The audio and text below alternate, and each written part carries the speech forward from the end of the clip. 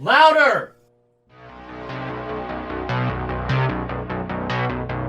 I'm still alive, motherfucker!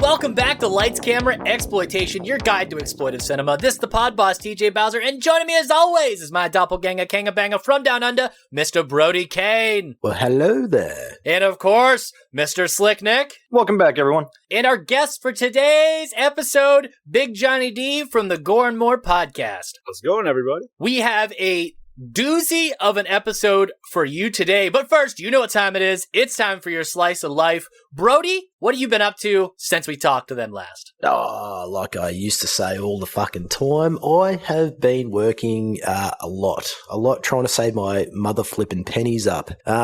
Yeah, other than work and just watching bulk film, bulk TV, watch the Stranger Things.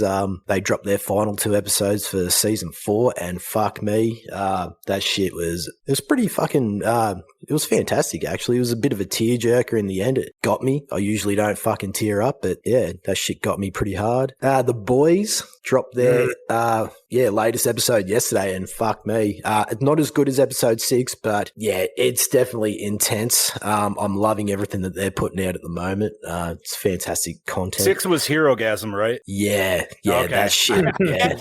I had to ask, sorry. Yeah, the only thing that I wish I could be a part of in real life.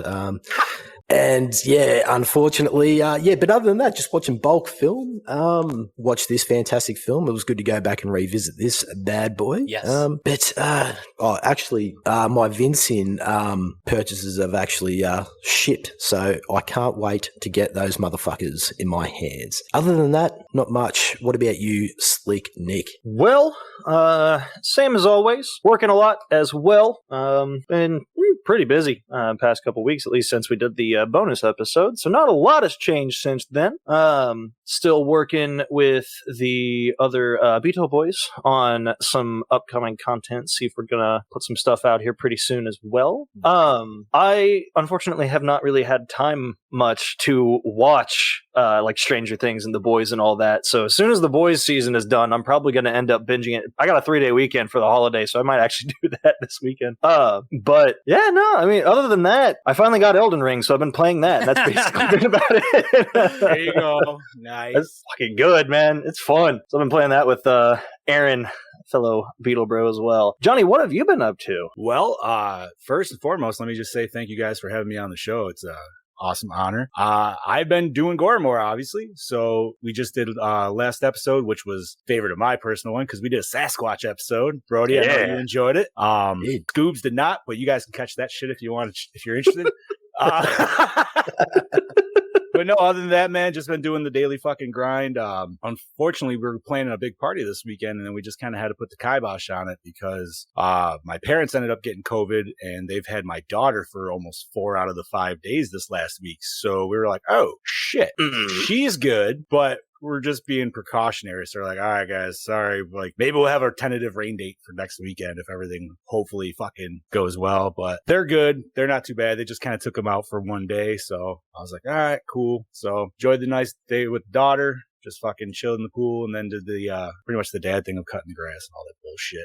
Other than that, man, just gaming on Evil Dead, and I've been into these fucking music shooters, dude. TJ, I know you were catching me on one, and I fucking love them, man. There's this one called Metal Hellsinger. I highly suggest checking out the demo if you haven't. And there's another one that's a little older one that I just started playing called Bullets Per Minute. And same idea, not as good as Metal Hellsinger, but still fun. And it's Guitar Hero mixed with first-person shooters, and that's the easiest way to explain it, and I'll just kind of leave it at that. I'm interested.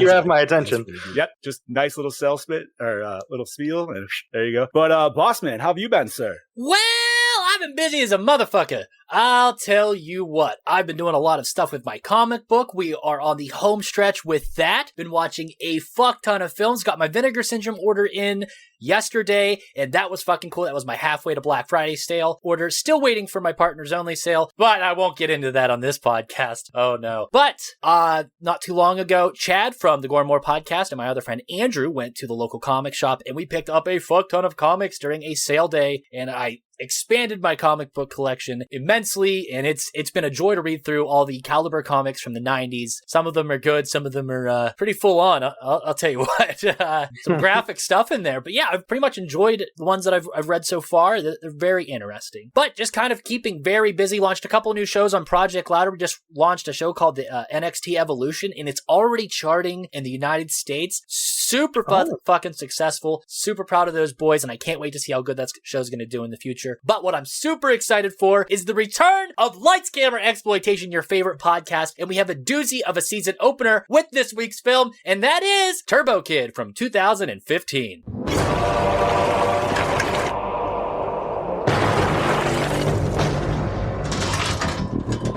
I will destroy you with my turbo glove, the ultimate weapon against the robot threat. But to be a true hero, you'll have to save your girlfriend. Hey, what's that in your hand? It's a comic book. What's it about? It's about a turbo rider. That's rad. I always wonder what the other side looked like. It's kind of gray and dusty. Well, I could show you. Around here, we like to do things with a little more joie de vivre. Where is she? Release the girl. This is gonna get ugly. As you may know, the situation is critical. We have reached maximum casualty level. Who exactly are you supposed to be? Turbo rider. This is it, soldier. We have to hit these damn machines with everything we've got. Find them, kill them, and knee back their heads on pikes. I'm meeting up with an old mate. We're going straight to Zeus. What do you say? Let's roll.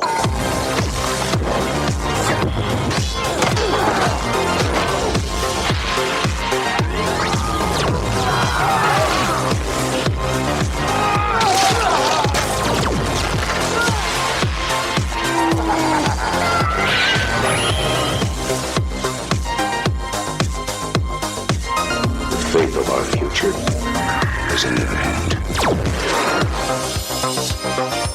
I wish I could have been more like the real turbo rider. But you could totally be Turbo Kid.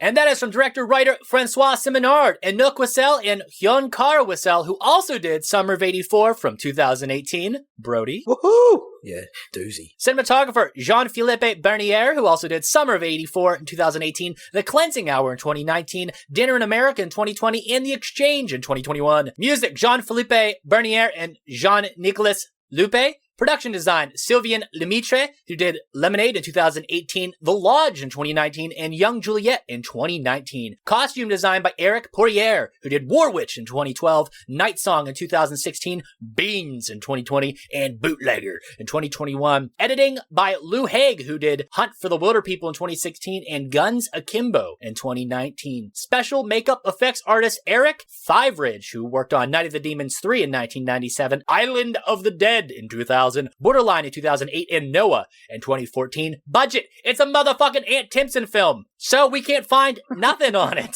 That motherfucker is secretive with his budgets. But anyway, starring Monroe Chambers as the Kid. You may know him from Godsend in 2004, Beethoven's Christmas Adventure in 2011, the hit classic that is, and Harpoon in 2019. Laurence Leboeuf as Apple, who starred in The Secret in 2007, Foreverland in 2011, and Mother in 2017. That's that weird film with the girl from Hunger Games, correct? Yeah, Darren Aronofsky. Yeah, I think so. Michael Ironside as Zeus. You may know him from Scanners in 1981, one of the LCE's favorites, Top Gun in 1986, and Starship Troopers in 1997. Been playing a lot of that recently as well. That game is big natural titties. Mm-hmm. And next, Edwin Wright as Skeletron, who starred in King Kong in 2005, Underworld, Rise of the Lycans in 2009, and The Meg in 2018. Aaron Jeffrey as Frederick, who was in Square One in 1997, X-Men Origins Wolverine in 2009, one of Brody's favorites, and The Flood in 2020. Romano Orzari as Bagu, who starred in Slow Burn in 2000, Punisher Warzone in 2008, and White House Down in 2013. Big Johnny D, take it away! In the post-apocalyptic future, the Kid, a young solitary scavenger obsessed with comic books, must face his fears and become a reluctant hero as he meets a mysterious girl named Apple. Despite their efforts to keep to themselves, Zues, the sadistic and self-proclaimed leader of the wasteland, plagues the Kid and Apple. Armed with a little more than blind faith and a turbocharged weapon, the Kid learns of justice and friendship and embarks on a journey to rid the wasteland of evil and save the girl of his dreams. Awards, it won a fuck ton, and we're gonna list some of them, including but not limited to 30 Dies Festival de Cinema Fantastique et Andorra from 2015 Best Film and Best Director, RKSS. Busan International Fantastic Film Festival from 2015 Best Director, RKSS. Fanzine Festival de Cine Fantástico de la Universidad de Malaga from 2015 Best Picture, RKSS. Best Screenplay, RKSS. Fright Fest in 2015 Best Actress, Lawrence Leboeuf. Best Death, RKSS. Punch On International Fantastic Film Award 2015 Best Director, RKSS. Stygius Catalonian International Film Festival 2015 Best Music, Jean-Philippe Bernier and Jean-Nicolas Lupe. Official Fantastique, RKSS. And last, South by Southwest Film Festival from 2015 Midnighters, RKSS. Boys, let's get physical!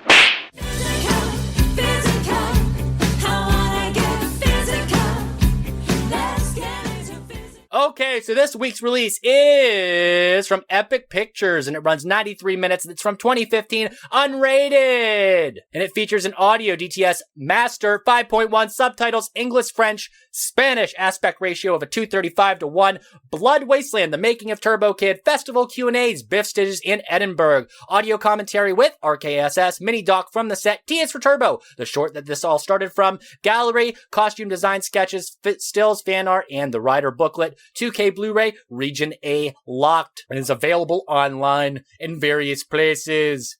Boys, what'd you dig up? Want me to start? Okay. So, in an interview with Collider that Brody and I watched with the three co-directors, they described the conception of Turbo Kid's Switch from an entry, the short for the ABCs of Death contest under the name T is for Turbo that is mentioned, that is on the physical release. They stated, Aunt Timpson called us in, wanted to know if we wanted to turn Turbo Kid into a feature. And of course we said yes. And Fantasia, the festival, had their first year for the co-production market. So we wrote the script in 3 weeks because of the deadline, submitted it, we got in, and that's how we got our Canadian producer. So when asked to describe the overall feel of the film's aesthetic, co-director Francois Simard said, it's really hard to describe the movie. It's pretty unique. We wanted to play with nostalgia. We were kids that grew up in the 80s, and we wanted to connect with other kids like us that liked the same movies, because it's also kind of Mad Max but without cars, just with BMX instead and a lower budget. There's gore in it, but there's also a very sweet side, a heart to the story. So the directors then go on to describe the film's 80s aesthetic a bit more in detail, including several video game references apparently, stating definitely Mega Man, that was huge. There's an obscure one from Zelda, the guy that tends the bar in Turbo Kid, his name is Bagu. He's an obscure character in Zelda 2 that lives in the village. There's a ton of it just like that, just little winks hidden everywhere. If you were a kid in the 80s and you grew up watching cartoons with your sugary cereals and your pajamas and you're playing with He-Man, it's definitely a movie for you, because that was our lives and it was so cool, and we wanted to frame that into the world of Turbo Kid. So in an interview with Munro Chambers over at Sundance, he discusses what drew him into the script. He goes on to say, it's an interesting genre film. It has a lot of blood, lots of gore, lots of action, but that's just on the surface. Underneath, it has a great love story, great plot about friendship, and this coming-of-age story that really drew me to the script. Fantastic. So Chambers talks about getting into the preparation for the character. He says, I read a lot of comics and I watched a lot of genre films, but honestly, just trying to find your inner kid, which makes it feel that he's kind of the audience. I want them to feel that you're surrounded by these people and feel what he's feeling because he's awkward. Boy, do I felt that. It worked. Oh, yeah. Good job. When interviewed for South by Southwest, co-director Juan Carl Wissel described he and his co-director's writing style and procedure and how the group works together creatively. He goes on to say, it's just us hanging out with a beer, watching films and just chatting about stuff. Then suddenly somebody will come up with a cool idea and we'll start jamming on it. Eventually we get to write together, and we do write at the same time. We all sit around the table and write live together. I know it's a bit rare. Most people write everybody on their side and then they compare notes, but we write together. So, when asked if acquiring Michael Ironside for the role of Zeus in the film was intended to go along with that overall 80s theme that they were trying to go for, the directors stated, oh yeah, we were always dreaming to have him. In fact, we wrote the character with him in mind, but we thought that it was impossible. Like, it was a dream. He was unreachable. So yeah, we met him randomly at a cocktail party. We were at TIFF, and he was not supposed to go to that cocktail. He just bumped into one of his friends who said, I'm going to that cocktail party. Do you want to come? And he just pops in. So we had to pitch it to him live right there. And he loved the script. And that's why you wanted to do it. So that's really, really cool. So just to elaborate a little bit more on what Nick had to say there, in an interview at Den of Geek, Michael Ironside talks about liking the script. He goes on to say, I met the directors. They are very funny. I said, all right, let me read the script. That's where we started. So I read the script. I liked it a lot. I get about 3 or 4 jobs offered to me a week. Most of them are not very well written, and maybe half of them are not even financed. But if they have my name on it, then maybe they can get a foot in the door somewhere and get financed. This one was different. I choose now based on the writing first, then on the personalities of the storytellers, and then whether or not they are flexible enough to take input, because that was their first feature film. And I had done about, 240 films, so at the time, look, I'm not bragging, but I like to work. That reminds me of how, oh my God, I'm blanking on his name. Picard. Holy shit. Patrick Stewart? Patrick Stewart, thank you. Holy hell. Boo this man! Boo! The dumbest moment of my life, and Next Generation is my favorite Star Trek. It reminds me of how he got onto a green room, that he got sent the script and he wasn't even sure about it, and then he read it and ended up like getting so creeped out he was turning his perimeter lights on and like closing his windows and shit, and then he was like, yeah, I'll do it. Huh. Go listen to our green room episode. Consume. Actually, listen. Yes. Just listen to our whole fucking show, everyone. Yes. Oh, yeah. There you go. Plug. What were you saying, John? No, I was going to say, I do remember listening to that episode, and that made me want to watch the movie. So I've never gotten to it, but it sold me on it for sure. I love that movie. Not that Patrick Stewart doesn't, or Anton Yelchin, because I also... It's an okay A24 film. Yeah, I got TJ to watch an A24 film he didn't hate. Yeah. Really? Yeah. It's Jeremy Saulnier. It's the same guy who made Blue Ruin and Murder Party. In fact, he considers them to be a trilogy. Okay, good to know. So if I like the one, then is that the first one, or is that the last? Murder Party was the first one. That was his like indie movie from 2007, and then Blue Ruin was next, which is one of the best revenge movies I've ever seen in my entire life. Green Room was the final one, I believe. All right, good to know. Thank you, bud. Yep, no problem. So Ironside then goes on to discuss the tongue-in-cheek references to the characters. It says, I don't want to give stuff away, but we wanted to take a caricature to the edge without going over. Everyone in the film, especially with Monroe Chambers in scenes showing up and throwing a pose, or the Kiwi Aaron Jeffrey playing a cowboy as a salute to John Wayne. All the little things we were doing in that film without going over the edge. Having seen the film, there are a couple of places where I think I could have pulled it back a little, and places where I definitely could have gone farther. But again, we are not dealing with a lot of money or a lot of time. A lot of the situations are just basically walking to a scene, sit down, and start talking, because we didn't have enough money or time to do it it was more complicated. But I think you'll enjoy the film. Now we have Aaron Jeffries talking about his experiences with Turbo Kid over at Screen Talk. Goes on to say, it was one of those odd experiences, you know. It was this little film that we were shooting in Montreal. 3 Canadian directors who spoke very little English, but mainly French, who were obsessed with Australian 80s cinema. So they had written this script, which was kind of a mix between Mad Max and BMX Bandits. And then it was a New Zealand/Canadian co-pro. So I got a role in it that way. And it had a couple of New Zealand producers in it. So we were shooting in this big old factory in Montreal, which was meant to be dry because there's no water.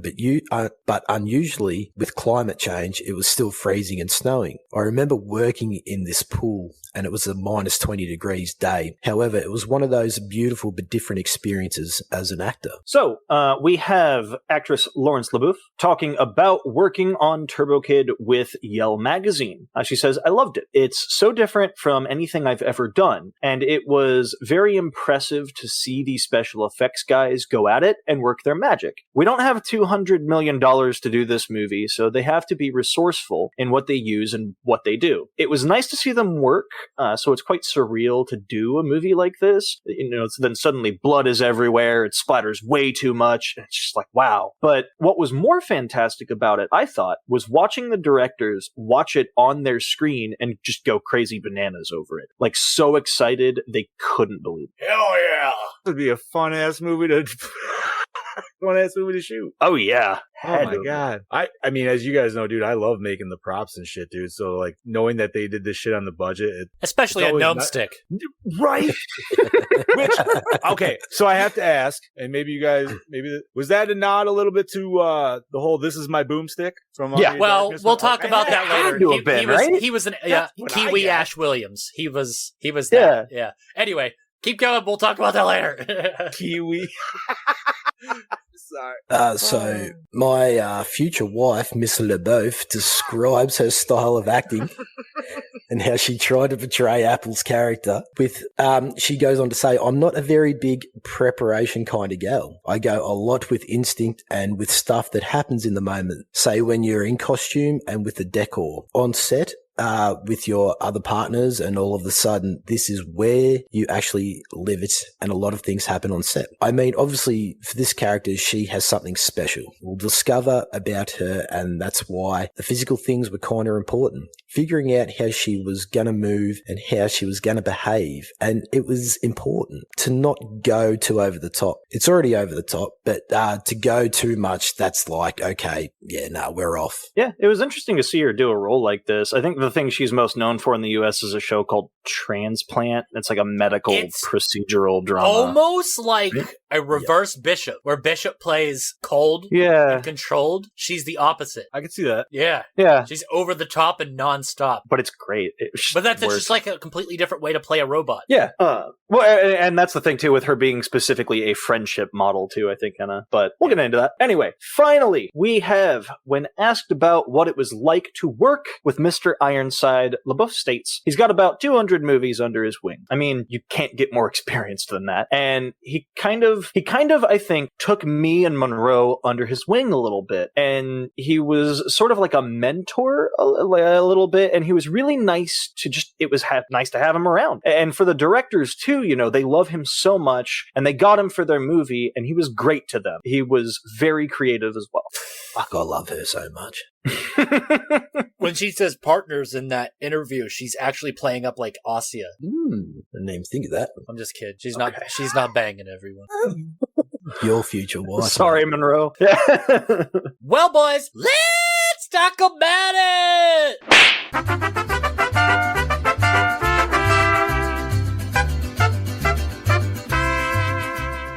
Okay, favorite performance of the film, Brody! Fuck. I mean, fucking hell. This was a tough one for me. I mean, you've got Michael Ironside, who is just this very intimidating man to be feared. I mean, Edwin Wright as the skeleton motherfucker. He was fantastic. Look, I'm going to have to go with Aaron Jeffrey as Frederick. He's just got that no fucks given attitude about him. Very Kiwi and Aussie-like. He's really quick-witted, and he can most certainly hold his own when it comes to the punch. much it comes to the battle. You know, when I saw him, actually, I immediately thought of him as this cool throwback to the likes of Django. Just with his attitude and visual fucking, what do you want to call it, appearance. Franco Nero style. The way he carries himself. Yeah, absolutely. Look, I've always been a huge fan of Aaron Jeffries prior to this, so it might sound a little bit biased, but you know, it's just great to see him play something different, and especially this character. It looks like he was having fun with it. I dare say he was having fun with it. Just a little bit something different to what he's done in the past, and it was quite surprising to see how good he actually was, and yeah, how he's able to, you know, bring this character to life, and yeah, it's fun to watch. What about you, Slick Nick? Well, it was a really tough one, like you said, for me as well. Because I do kind of, so not to diminish Monroe Chambers' performance as the kid, which was good. It's just I've seen a lot of like young, awkward guy characters in movies similar to this, and just in general. So it's just like it kind of seems a bit standard. It's not bad. It's just that it's been done. But I liked the sort of over the top, but trying not to go too far, remain at least somewhat grounded, that Ironside and LaBeouf did for their characters. But I think just barely Laurence LaBeouf's performance as Apple probably won it out for me. In the end, I just really liked it. It's kind of hard to think of another character like hers, or just like a performance like that I can think of that was as entertaining to watch as that. And it made her an extremely likable character throughout the whole movie, all the way like up until the end. And I think the inclusion of it made the movie overall more fun to watch. Like, this is probably the most fun movie I think that we've watched, in my opinion, for the show. The others have all been like important, had something to say. This one I watched, I was like, man, that was just a good time. And I think her character had a lot to do with that. But yeah, so I think Miss Laurence LaBeouf for mine. Johnny, what was yours? So, like you guys said, this is a tough one because you had a lot of good roles. And besides Ironside, I haven't really seen too many of these other actors. Well, I'm sorry. I did see Frederick in, obviously, X-Men. You're right, though. We've seen how many awkward, like, normal, nerdy dude. I mean, I was thinking of Kick-Ass while I was watching this already. You know what I mean? It was, like, instantaneous. I think I'm just going to have to give it with Ironside, man, because Ironside just always plays a fantastic character nonetheless. But when he gets to play a villain, he is just despicable. And you, honest to God, like, you love him, but you fucking hate him so much. And I like what they did with his character and everything. I liked it the whole end, but just that one spot where he was doing his whole little monologue about people, like, it was just like, oh my God, man, he is a full out dick. And the fact that he's just acted, and he brings up that kind of, like, emotion. I gotta give it to Ironside. Boss man. I don't think it'd be a canuxploitation film without Ironside in it. I mean, all the best ones have him, and he has the cadence and delivery of a true fucking professional. And like John said, the way he says things is just so cool, and just the way his presence on screen it's excellent. He feels scary, but you're also like, he's witty and he's funny, but also at the same time he's gross, and I think having him like this robot at the end and just like shooting lasers and shit, just absurd, but like awesome, dude. That's what makes this movie stand out. He's a cool bad guy, and he's definitely one of the memorable characters for him in my mind. I say they play that robot shit off pretty well, because I for some reason didn't see that, but I did have things of like, how was he able to take that punch when nobody else would have been able to take that? Yeah. You know what I mean? Or so bravo. I mean, as soon as he got shot with the turbo weapon and he didn't evaporate, you're like, oh, something's up. You know? But I'd have to see like a special nod to, like you guys said, Apple. The girl who plays Apple is just nonstop energy the entire film, and that has to be exhausting to some level. And like she said, the way she like doesn't do any prep, she just kind of goes for it. That's pretty cool. It takes a lot of talent, especially for a younger talent as her. It's interesting to see that type of stuff. And the interaction between Apple and our Turbo Kid is just really fucking well done, and it kind of Well, I guess more so the story, and we'll talk about that later. But Nick, you were saying something? Oh yeah, I was gonna say, I was like, because early on into it, whenever she first kind of got introduced, I was more or less a little afraid it was just going to be the like manic pixie dream girl Zoe Deschanel character archetype. It didn't fall into any of the trappings of that. And I was really impressed by the end. Huh? Who the fuck is that? Zoe Deschanel? Oh my god. Nah, don't know her. The new girl. Right? No. Yeah. She's a new girl. Yeah. Her sister's in Bones. Her sister is Bones. Have you seen Your Highness, Brody? No. Damn it. She's okay. You might recognize her. Just like look her up whenever we're done. You'll recognize her face. I can almost promise you. She looks like Katy Perry. Old Katy. Head on over to the LCE store to pick up the I Love Zoe Deschanel shirt. Come soon. Yeah, I'd buy one. Why not? I would. I mean, I did say earlier that our Kiwi kind of is like Ash Williams, especially with the robotic hand at the end. I do love the Django comparison, though, Brody. That's pretty well done. But I would say more Ash because like he tries to do the cool sayings, but he also acknowledges that he's not good at it yet, like Django is. Where Django just says like cool shit, and it's just like, yeah, that fucking works. And then this guy's like, kind of works, and I'm gonna acknowledge it, but I'm gonna have fun with it. And I like that type of character because he's just having fun. Hey, right? I find it weird that he is the Kiwi Ash, but they gave the gnome stick to Apple. And not him. Like, I'm not mad at it. It was funny to see her just immediately go off the moment he was like, all right, so you're going to attack him, and then she went, okay, and immediately runs over and just starts the fight. Like, who wants to make that gnome stick now? Because I know I do. Yeah, I mean, all the costumes in this would be awesome to cosplay at some point. They're just so fucking rad. It'd be fantastic. In fact, LaBeouf actually, in the interview, I don't know why I didn't include this as a note, she did talk about, she helped with the costuming for like Apple, and like pretty much every character, every actor more or less got to help pick out and flesh out their characters. And so she was just like, I like this color, I want this headband, I think this works better, and so she like got to costume herself more or less. And I think so did Chambers and Ironside as well. I do love how they just happened to find a helmet that is color matched to her outfit and on a dead body. Right. It's so convenient. So imagine the amount of helmets littered out throughout the wasteland. Well, that kind of transitions into our next one, which is favorite set piece. Production design on this film is on point. It's fantastic. You would feel exactly where you're supposed to be every time you go. I mean, they mask it pretty well. All the wide shots are CGI, but like they didn't have a big budget. So that's the way to do it if you really want to establish setting. Boys, what'd you think? Well, if you guys don't mind first, I'm not trying to fluff you guys up by go ahead. Means, but as simple as it is, man, I have to just give it to the whole quarry setting. Yes. Straight up Power Rangers fucking just like, how can you not, dude? It's fantastic because you're just, hey, we're going to go fucking film over in the stone quarry, and boom, now we're in apocalyptic Also, era. if any of it does feel like Power Rangers, I believe that the special effects guy actually worked on 2 seasons of Power Rangers. It felt very Power Rangers, wouldn't doubt it, but like crazy. Obviously, like, and I'm like, yo, man, if they gave me Power Rangers like this amount of gore all the time, I would be fucking eating that shit. Well, Psycho Gorman. I have yet to watch. I know I need to watch. Okay. Dude. I'm still behind. I'm behind on the times. Dude, I know. I got to get there. I think that happens with quarry scenes, man. It's I feel they're just the quarry scene all around, especially obviously the end battle. But you know, it's just I don't know, man. Just something about that basic scape still works like fantastic to me. Yes. Nicholas? Yeah. So I did really kind of like the settlement that they had going on. The kid goes to meet Bagu to like turn in his junk and like the trading and everything. I did like how they made that feel. Reminds me of the Force Awakens scene whenever she goes to trade in the credits. Oh yeah. This again. I didn't even think about that. Yeah, it reminded me. It almost feels like the set dressing from a game that probably nobody played called Rage from like 10 years ago. Oh yeah. Yeah, it really made me think of that sort of post-apocalypse.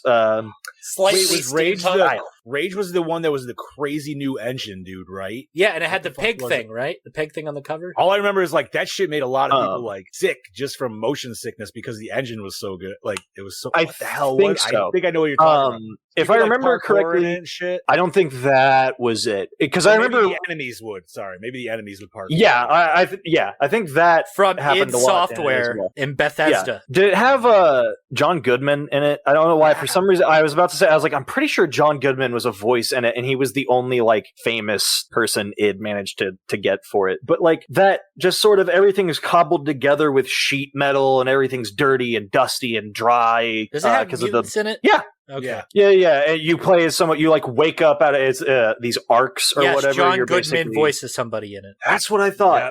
Okay. He was like one of the first people you run into. Like, yeah, he's the like tutorial guy who's in your ear all the time telling you how to. Yeah, that's what I thought. Okay, but yeah, it kind of reminds me a bit of that game more so than some like more colorful stuff like Borderlands or something. Or even it reminds me more of that than it does of Mad Max. But it does take cues from Mad Max. I think any movie that was made after that has to. And like Rage takes it's from Mad Max with BMX bandits. It's exactly. But I really also liked Zeus's pool arena that he had them all fighting in the swimming pool. Yeah, that was fun. That I don't know. I liked the villain lair in this probably more than I did the hobo with a shotgun one. And I loved the hobo with the shotgun one. Don't you dare say the villain lair from the Korean movie. Oh, Old Boy. Old Boy. That is no. That is ultimate lair. No. He had the reel to reel tape decks and stuff. And koi pods on the floor. I guess I don't remember the one from I love with that a shotgun, dude. I guess I'm gonna have to rewatch it. It's been a while. There were a couple, like his kids had like hideouts, and then if you're gonna do comparisons with Hobo with the shotgun, motherfucker, the Plague and Skeletron. Oh well, yeah, no, 100%. It's very also similar. This is the second film that we did. The second canuxploitation film where a bitch's head is held on with duct tape. Also with Hobo with a shotgun. Yeah. Oh my God, you're right. Yeah. And it's the second film also with Hobo with a shotgun where blood brains. Oh yeah. Yeah. When Ricky from Trailer Park Boys gets his head torn off with the here's another barbed wire comparison. noose. It's the second film we reviewed on the show where somebody gets killed with a unicorn horn. Yes, it is. I was going to ask earlier how what would you Christmas? Yes. Yeah. How I would say probably pool arena followed by the settlement. Brody, what was yours? We've made you wait long enough. Sorry. Yeah, I mean, I chose the whole entire location of the Deadpool itself. I mean, I love the fact that they've got that mince there to grind up all the corpses after they all fucking die. Just that whole battle arena inside the empty pool. Mm-hmm. Yeah, it's a pretty cool low budget Coliseum. Just with that industrial atmosphere aesthetic about it. It's really cool. I couldn't help thinking when I chose this for this question, Argento's Deadpool. I don't know why, it just sort of come to me that way. This is still not as gross. No, far from it. Far from it. The parasites in that motherfucker. John, we're referring to the Deadpool and Phenomena. Yeah, that's that. Yeah. I just think that that what takes place there and during that scene really helps the location stand out. I'm surprised nobody mentioned his bunker. Yeah, but I don't feel that we get enough of it. It's a completely different contrast to everything else. Everything's a mess. Yeah. Everything's destroyed, and then they're his. His is all clean. Everything's in a certain place, and it's like his civilization amongst all of this uncivilized people. It's just an interesting setting because it contrasts everything else that we see on screen. It's kind of like the rich people cars from Snowpiercer as opposed to the yes. back. Yeah. So I would have loved the camera work to actually explore a little bit more of what we know less about the main villain. Yes. I mean, just sort of do a couple of like panning shots of like things on the wall or something, just to establish that character a little bit more. But also, yeah, I mean, to mention, the mom is actually one of the directors, right? Yes. Okay. Yep. So yeah, the mother and the father, they're directors, and when Frederick grinds the bald bloke's head into the fucking spinning wheel just before he gets his hand cut off, he's the other director too. Oh, okay. Mm-hmm. Yeah. So, Francois is the dad, Anouk is the mom, and Yoan is the guy who gets ground up. The mom's got moxie, balls, cojones, whatever you want to call them. Yeah, she does. Yeah, she did. Are we ready to transition, boys? Yes. So. Okay, favorite scene / shot. I'll start us off. Strike first, strike hard. Show no mercy. That was so well placed in the film as a good comedy spot.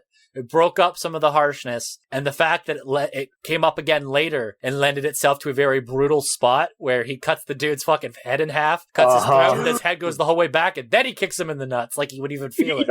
That was, that was great. The contrast, yes, fantastic. It's just everything with that joke was just mwah. I think.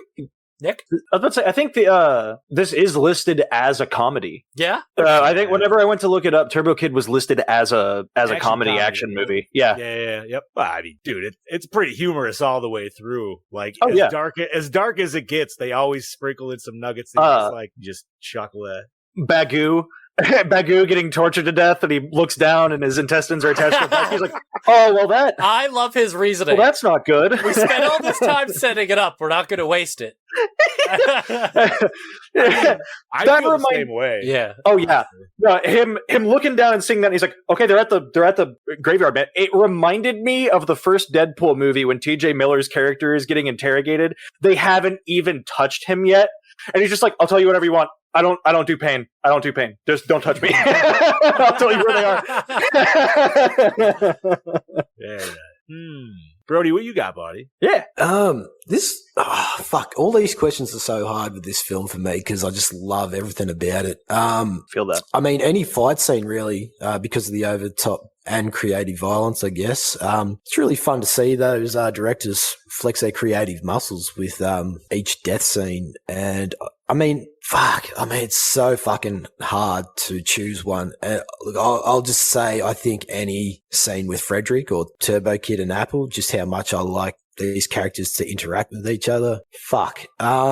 Yeah, I don't know. There's just something about these characters that just have this sweet persona, if you would call it, just to surround each other. And then, and especially in a confronted situation too, to see how that all plays out. Like the fight scenes that they're being placed in. It's just a fun way to see them try and get out of it. Yeah, I honestly couldn't even pick one for you. Yeah. Yeah, I had a really tough time picking a favorite scene, in general, mostly because, like you said, I mean, there's just a lot of good ones. Probably mine would have been one of the fights as well. Probably in the pool. Probably that one. Just because it starts off making you laugh and then it goes hard. That scene where the flame malfunctions reminded me of the masturbating gunman grilling his secretary. Yeah. Oh shit!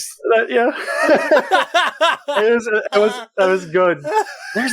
There is so many. I do believe I have a favorite shot in particular, though, which would be I'm probably gonna have to say it would be the kid holding Apple in front of the bloodstained umbrella sitting behind them. Like, I would have that as my desktop wallpaper. Like, I just saw that part and I went, well, I have my favorite shot. Like, as I was watching that, I was like, okay, cool shots. The trippy nice dinosaur graveyard sequence that was shot well. Oh yeah, dude, that was fantastic. Yeah, that was a good one too. The robot graveyard, I did like. I really like how they made that look as good as it did for just having to rely on CGI because of the budget as well. Because they had to do that for like making all the water and stuff green and everything. Because I think they originally, when they were doing the outside shots, what I read was that it was supposed to be dry, but when they had shot it at certain points, there was either snow melt or it rained or something like that. So they were like, we just have to correct the colors and make it look undrinkable. Otherwise, which it's like, oh brother, where art thou? It's supposed to be dry and dusty, but they shot it in Mississippi in the middle of summer and it's bright green, so they had to correct it in post. Fair enough. So, but yeah, I couldn't name a favorite scene in total, but that was my favorite shot, was the blood-stained umbrella with the kid holding Apple as she died. I will say for favorite scene is still, like I mentioned it before, it's Ironside's monologue about how much water is in humans. I don't know what it is, man. Like, dude, I love fight scenes, don't get me wrong, all day long. It's like, that's the popcorn part of it. Yeah. But man, when you get into your villain, like, just straight up, like, how evil your fucking guy really is. His monologues, unbeaten. Yeah. Oh, they're fantastic. And so that I got to give that for favorite scene. Shot wise, oh man, I might have to say when it's similar. It's the umbrella scene, but right before that, when it's raining blood while they're under the umbrella. Yeah, that's good shit. Yeah, that is good. It was very I felt happy. I laughed. And it was kind of one of those, Right. It was a little bit of everything, so it's kind of like that was great. It's so funny to be like, oh, that's cute, and it's raining blood. No, I know. It's great. I love the juxtaposition of it. So the next question is probably going to be the hardest of them all, and that is favorite effect and death. This film is filled to the brim with all sorts of creative and elaborate kills and deaths. I did love the bike with the intestines. And was anyone else interested to see if it was loop back over itself? Yes, I think it started to, didn't it? It did. I'm so happy it stayed there, it too. looked like it, yeah. Fuck, I don't know. Like, it's just so hard because there's so much. Like, there's the arm wrestling with the fiery blenders. There's... I mean, that's straight fucked right there. Yeah, mine was probably a toss-up between the one dude getting his head cut in half to where the top goes boop hit and flips around and does a 180 and lands backwards. Well, death. The dad, he gets fucking partially drowned, then cut up with a saw. Yeah. He gets like trisected. Like he gets it cut into like 3 pieces. But gotta hand it to the dude, the one guy getting cut in half and his upper and lower half land on the heads of the 2 other guys, and they're running around with the halves of them and they can't see. It got to where it was just one guy with 4 bodies, right? I think that's what I counted. 3 bodies and a pair of legs on top. Yeah. It was. So it was a pair of legs, 3 torsos, and then a pair of legs on top. That killed me. I think I'm gonna have to give that to favorite effect. It's good. It's good. It's so over the top. Yes, it's delicious. Brody, what you got, buddy? I actually went with Frederick when he rips that guy's jaws. Rips the guy's jaws. And inserts it into his eye socket. First time I saw that, I was like screaming at the TV, just fuck yes, that is so fucking metal. Yeah. I like how he calls him over too, to like, hey, look at this. Yeah. Hey kid, check this out. Rips the dude's jaws off. Just how cool as cat shit he really is with the cigar and his mouth showing no emotion. That was really cool. But I've got a couple of honourable mentions for favourite of deck because I pissed myself laughing when old mate in the pool runs, trips over onto his blade and sticks it into his own fucking eye. Yeah, that's pretty good. You see it was pretty. Oh fuck, I was laughing at that. And just to see Ironside laugh at that, that was the icing on the cake. But an honourable mention to Turbo Kid slicing the villain's head with the machete and the head keeps spinning in the pool. Yeah. I thought that was very... Oh, that was what I was thinking of. Not the head spins and stops. It was the woo! It spins like a top. Yeah. Yeah, I think I counted there was like literally nearly 30 plus deaths in this, so it was really hard to choose for this one. I do like the one where he blasts the dude's legs and it's only his top part goes flying off the bike. Because he's like moving and he has momentum, and he shoots the bottom part and his fucking top half goes vroom, right out of frame. It's pretty good. Fucking awesome. It was a good introduction to where we were going to get with the gore whenever the guy who kidnapped Apple the first time that had the big samurai hat came at him, and I was like, oh, it's the first big fight of the movie, and he vaporizes him. Just immediately, I was like, oh, that's funny. Which fantastic shout out to Big Trouble in Little China, at least. Yeah. That's how I do that. Yeah, I mean, no, that's the guy from Mortal Kombat. What are you talking about? Yeah, that's what I was thinking of. Raiden? No, that's where Raiden came from. He first... Yeah. Are we ready to talk about the story, boys? Yeah.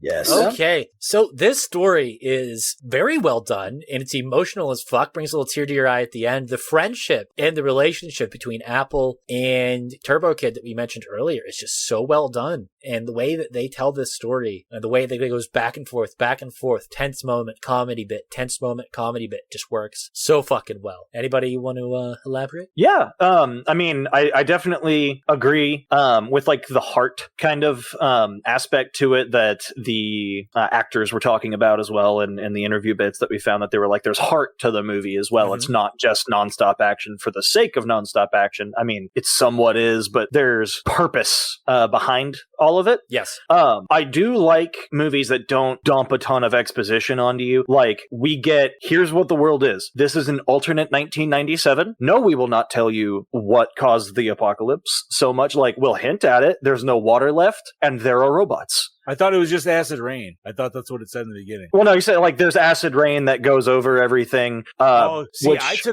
totally took that as it was literally acid rain was the cause, because in the 90s there was the huge acid rain scare. All the scares and shit like that. It may have had something to do with that, which is like why they mentioned it or chose it. If I remember correctly, they chose the acid rain angle as a part of what I mentioned earlier with they had to, in post-production, change all the water on the ground to be green so that it would be undrinkable and make sense in the context of it. So at the beginning, they put in the acid rain falls over the land and everything so that they could help explain that in the world. It makes it work, right? No, seriously. That's actually my punk band, Acid Rain. Acid Rain? Yeah.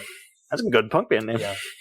But yeah, like it does not have to over-explain itself. It goes, here is the world. This is the characters that live in it. They are all believable in the way that they live in it and how they interact with each other. And while Zeus is an over-the-top, almost archetypal character villain, when you come to discover that he is, one of the robots and everything, it all makes sense. He's not simply an evil guy being evil for the sake of evil. He doesn't need any of this water or anything. He just hates humans because he is one of the robots and he wants to control what's left of the people scattered around. And it all works. Our main characters have clear focus and purpose to all of their actions. Nothing that they do is out of character. The whole thing flowed extremely well. And at the end, it was just a really fun movie to watch. You could watch this and not care about the story and still enjoy it. And if you absolutely need a story, you will still enjoy it. And I loved it for that.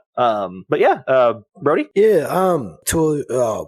what more can I say than you guys have already said? I mean, I really enjoyed the film, especially for the nostalgia factor of the whole premise. Like Mr. Jeffrey said earlier, it's that cool take on a Mad Max inspired and BMX Bandits type of film. It's the characters that is actually what really drives it home for me.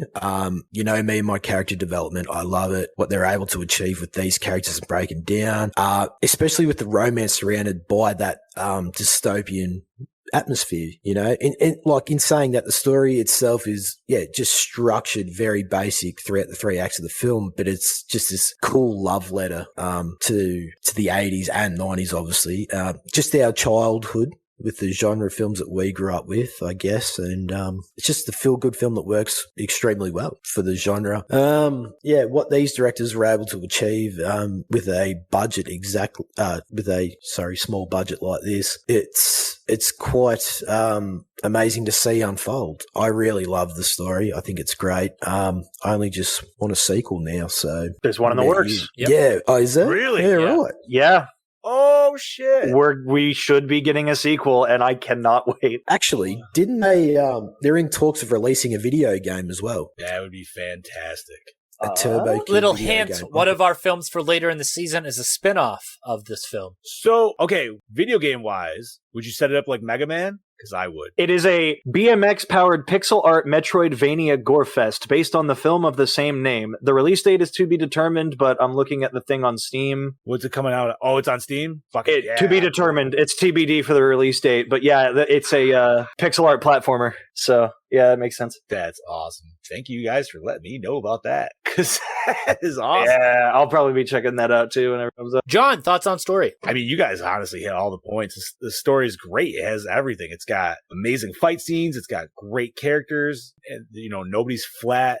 Even though the budget's small, it's such like a big package just all shoved into what it can be. The fact that you have Ironside, who's just top notch. I love his whole, he's a robot and he's shooting fucking gigabeams at the end and shit. Dude, we're going full out fucking bananas. It doesn't matter. As over the top as this movie gets, it just almost works so much. It works well with it. It works that much better with it. Like you guys said, man, they found the appropriate flow of funny, serious, and just somewhere sometimes in between, especially when it comes into the interactions between him and Apple. Obviously, it definitely brings you down and it humanizes it more, and you're like, oh man, this dude's button on the side. You get his flashbacks and shit.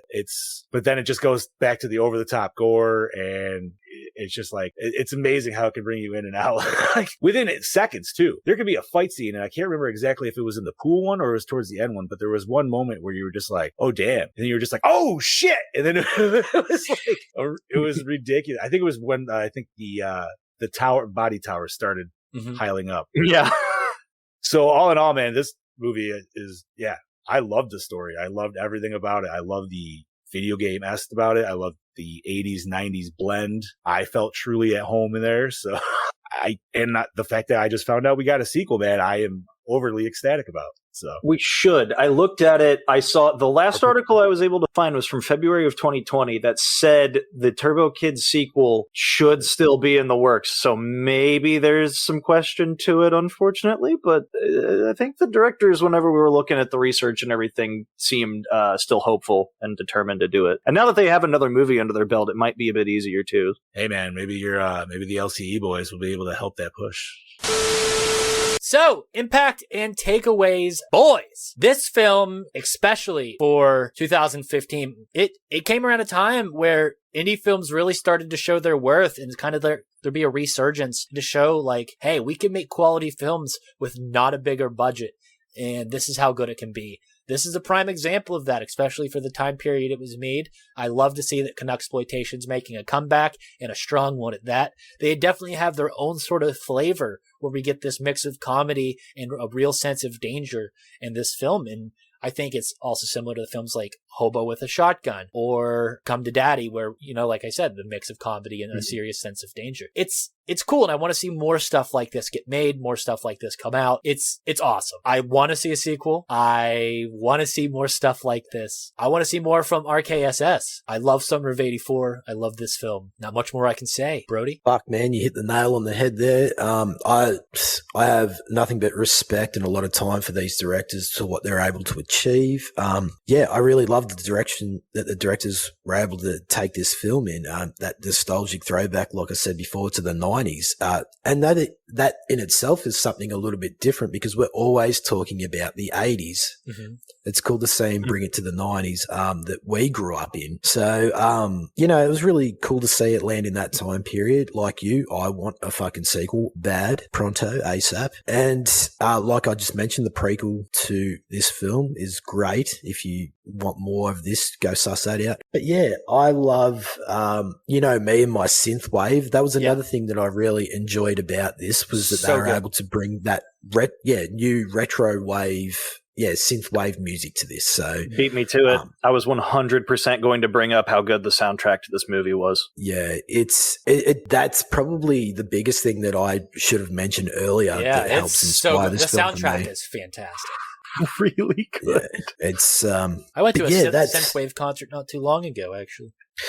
Nice. Yeah, you motherfucker. And I was at work getting nothing but Snapchats. So just to rub salt in the fucking wounds. Here's me taking a 10-minute break to watch TJ Bowser's Snapchat story. That's funny. But I mean, what more can I say about this film that I haven't already said? Fucking a fantastic film, nonetheless. Watch it. What about you? Yes. What about you, Slick Nick? Well, you guys about covered most things. With these more recent ones, it is a little bit harder to note impact. I'm sure that this has had an impact on the indie scene in the 7 years or so now that it's been out. There just might be some things we maybe haven't noticed yet, or that we'll notice more as time goes on and we start covering more movies. Like the others, I would love to see the sequel to this, or more spin-offs, or just anything more. Turbo Kid comic, even anything like that would be great to see. Turbo Rider. Yeah, Turbo Rider. That's what the comic series is, isn't it? That he reads? Yes. I want to see a real Turbo Rider comic. Yeah. Because so technically, the Turbo Riders were the military, right? That's how I took it. And I think the comic book, so, yeah. So I took it as like the comic books were made as propaganda to get people involved. Probably. I agree. Yeah. I agree. That's how I took it as. I wouldn't doubt that at all. But yeah, and I'd love to see like stuff like that as well. And I mean, yeah, specifically that soundtrack was so good. It just perfectly encapsulated the feel of it and everything. The idea to use Thunder in Your Heart as the opening when it's from the movie Rad, like it perfectly establishes it. Maybe a future episode. I can do Rad. I mean, I'm down to watch a sports movie. But yeah, I mean, like Brody said, what else can I say that hasn't been said for this? It's more recent enough, I think, that the impact will have to be seen a little bit more as time goes on. True. But just taking away from it, it's amazing to see little tiny stories like this that are originally meant to be something small, like this, and like how Hobo with a Shotgun was literally just just, well, what if we made a movie about a hobo and he's got a shotgun? And it ended up being one of my favorite indie movies, like, period. And this was meant to just be a couple minute long short for ABCs of Death. And while it didn't even make it into the ABCs of Death, the producer went, let's make that into a full movie. I'd like to see that. And I would like to see more of that happen, where you just take a core concept for a film and turn it into a feature and make it the best that you possibly can. And I would love to see more of that in the future as well. But yeah, Johnny? Well, I guess a question for you guys, and I don't know if you've seen it, but did this help maybe impact with the movies? I remember there was a short called Kung Fury. I don't know if it came out before or after this. I don't know if it was actually, but it kind of felt almost in the same vein where it was just. If you watch the film Commando Ninja, it actually has a very similar feel to that as well. Even more so. All right. Okay. That just reminds me, sorry, Johnny, that just reminds me of Mr. David Hasselhoff's song. The true survivor! How could you not? I mean, Kung Fury came out the same year, looks like, 2015 as well. Yep. All right, so maybe not necessarily impact, but yeah, I want more films like this to come out. Obviously, yes, we already said sequel for sure, but I mean, I loved Hobo with a Shotgun as well. I remember seeing that. I think when that came out, 2011, 2012. Oh, 20. Okay, yeah. So, and I mean, come on, man. The fact that she's got a lawnmower fucking arm shield is just fantastic. And listen, I loved it so much. I literally wore that as a costume that year. And then and the wife went as the girl, and we made her the little like arm prop and everything too. It was fucking dope. Yeah, give me more. What do you call it? Canuxploitation. Canuxploitation. Thank you. Yes. Give me more of it. This shit is just it's Grindhouse, but it's Grindhouse to a different vibe. Yes, I would almost say, just because it has all the tense and gore of Grindhouse, but it's got the comedy. Yes, and so and I feel like a lot of the times you need it. Yeah, you know what I mean? Because sometimes it could just be too much, and you're just like, "Whoo, I need a break for a second, man. This is soupy at this point." Right. But this movie does that fantastically. So, like I just said, man, I just want more. I'm definitely going to be fucking rewatching this one. So, moral of the story, it leaves us hungry and begging for more. So RKSS, gimme. Boys, let's rate this motherfucker. So this week's rating is Comic Love and Dystopian Children with a Turbocharged Weapon out of 5. John, you are our guest. Start us off, Big Johnny D. Yo, this is for me, man, this is a 4.5 all the way. Okay. I fucking loved it. And I know when you Boss Man reached out, he had a whole list. This was one of the top ones, and I instantaneously was like, yo, if nobody's got Turbo Kid, I want that shit because I've been meaning to watch it. And it's always looked amazing, and I am so happy I got to enjoy it. Yeah, man, this is my perfect wheelhouse, man. Like, you could throw something like this on and you will instantaneously get me glued to the couch for the next hour and a half. Yeah. So, fuck yeah. Brody. Well, once again, John, thank you for coming on. One of my favorite movies to talk about it. And I will also have to fucking agree with you there, mate. You took the words right out of my mouth. A 4.5 for me. Ooh. Well, now I feel I went too low because I was going to give it a 4.3. No, man, you got to do you. But okay, so to be fair, and maybe I'm just vibing off Brody a little bit, but a lot of these kills in this, dude, were very fucking Mortal Kombat fatality aspect. I mean, come on, you're ripping a motherfucker's jaw off and shoving it back into his face. I'm pretty sure that might be even Jax's fatality. John, in the fucking games if I go back. Watch Psycho Gorman. I know. Okay, I will give it a 4 out of 5, and that is an LCE score of 4.3 out of 5. Comic Love and Dystopian Children with a Turbocharged Weapon. Yeah, see, Nick, you called it right there. I got it, man. Fucking nailed it, bro. So, little preview for next episode. We will be doing 2006's The Foot Fist Way from director Jody Hill. That is Danny McBride's star-making film. I can't wait to talk about it. It's gonna be a fucking doozy. I forgot about that. I was blanking on the name, but as soon as you said McBride, it just all came. John, if you want to send in an audio clip talking about the film, you're more than welcome. Dude, I might have to take you up on that. Just to rewatch that movie. That was fantastic. Fucking A. Well, yeah, like the boys said, John, thank you for joining us on this episode, this season 5 premiere. I can't believe we're already 5 seasons deep into the show, but man, thanks for coming on. Oh, thank you for having me, guys. It's been a pleasure. I always enjoy listening, so it's fun to finally be on, dude, and especially watch a movie A, I've never seen, and B, I was hoping I was going to love and did love. So all in all, man, thank you guys for the entire experience, dude. It's been a blast. Thanks for coming on. Great to have you. Well, thank you for joining us on another episode of your favorite podcast, Lights Camera Exploitation. This is the pod boss, TJ Bowser. Sign it off. This is your doppelganger Kangabanger all the way from down under signing out, and I'll catch all your motherfuckers next week, and I'll catch you on the next episode of Gorimore, Mr. Johnny D. Yeah, buddy. And Slick Nick signing out. Hope to see you all the rest of the season, and I hope you all enjoy listening to it as much as we're going to enjoy making it. And this is your Fluff Master Supreme, Big Johnny D, saying thank you guys once again for having me on. Catch me on Gorimore as well as Brody. But stay tuned for more awesome episodes from these boys coming out on season 5.